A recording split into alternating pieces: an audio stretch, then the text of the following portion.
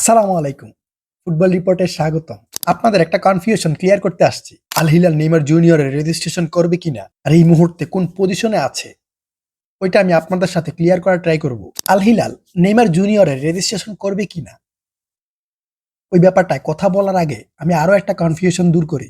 Season শেষ হওয়ার পর আল হিলালের সাথে নেইমার জুনিয়রের চুক্তি শেষ হইতেছে আর সিজন শেষ করে নেইমার জুনিয়র আল হিলাল ছাড়বে। মানে চুক্তি শেষ হওয়ার পর নতুন করে আর কোনো চুক্তি হবে না। নেইমার জুনিয়র ফ্রি এজেন্ট হিসেবে অন্য কোনো ক্লাবে যাইতে পারবে। এখন নেইমার জুনিয়র কোন ক্লাবে যাবে, কোন ক্লাব নেইমার জুনিয়রকে সাইন করাবে, এটা নিয়ে এখন পর্যন্ত কোনো রিপোর্ট হয় নাই। বাট অনেকগুলো রিউমার্স আছে যেখানে অনেক ক্লাব আছে যারা নেইমার জুনিয়রকে সাইন করাতে চায়। তো এখন আমি নেইমার জুনিয়রের রেজিস্ট্রেশন নিয়ে কথা বলি। দেখেন, আজকে জানুয়ারির 15 তারিখ, ট্রান্সফার উইন্ডো চালু হয়েছে, 15 দিন হয়ে গেছে। নেইমারের হাতে, আল হিলালের হাতে আর মাত্র 15 দিন সময় আছে। আল হিলাল যদি নেইমার জুনিয়রের রেজিস্ট্রেশন করতে চায় তাহলে এই 15 দিনের মধ্যে করতে হবে।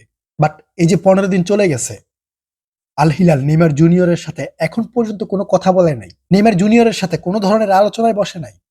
তারা এদের মতো চলতেছে। মোট কথায় আল হিলাল চুপচাপ। আমি আপনাদেরকে যেটা ক্লিয়ার করতে চাইতেছি ওইটা হচ্ছে, আল হিলালের কোনো পরিকল্পনায় নেইমার জুনিয়র নাই। নেইমার জুনিয়রের রেজিস্ট্রেশন শুধুমাত্র এএফসি চ্যাম্পিয়ন্স লিগের জন্য আছে। মানে আল হিলাল এটা নিয়ে কোনো কথা বলতেছে না, কোনো আলোচনায় বসতেছে না, এদের কোনো পরিকল্পনা নাই এরা নেইমার জুনিয়রের রেজিস্ট্রেশন করবে নাকি না। এখন আমার প্রশ্ন হচ্ছে, আল হিলাল এখন পর্যন্ত নেইমার জুনিয়রের রেজিস্ট্রেশন নিয়ে কোনো ধরনের কথা বলতেছে না কেন, কোনো ধরনের আলোচনায় বসতেছে না কেন? এই যে হাতে 15 দিন সময় আছে, যেহেতু 15 দিনও হয় নাই, আর বাকি 15 দিনে কি হবে?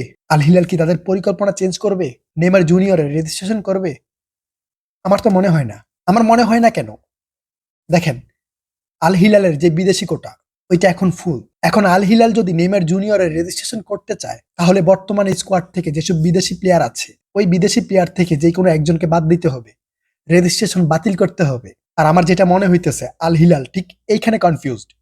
কাকে বাদ দিবে? এই স্কোয়াডের সবাই ভালো করতেছে, এখানে কোনো ইনজুরি নাই। আর নেইমার জুনিয়র আসে, 1-2 ম্যাচ খেলে, দেন আবার ইনজুরি ফেস করে।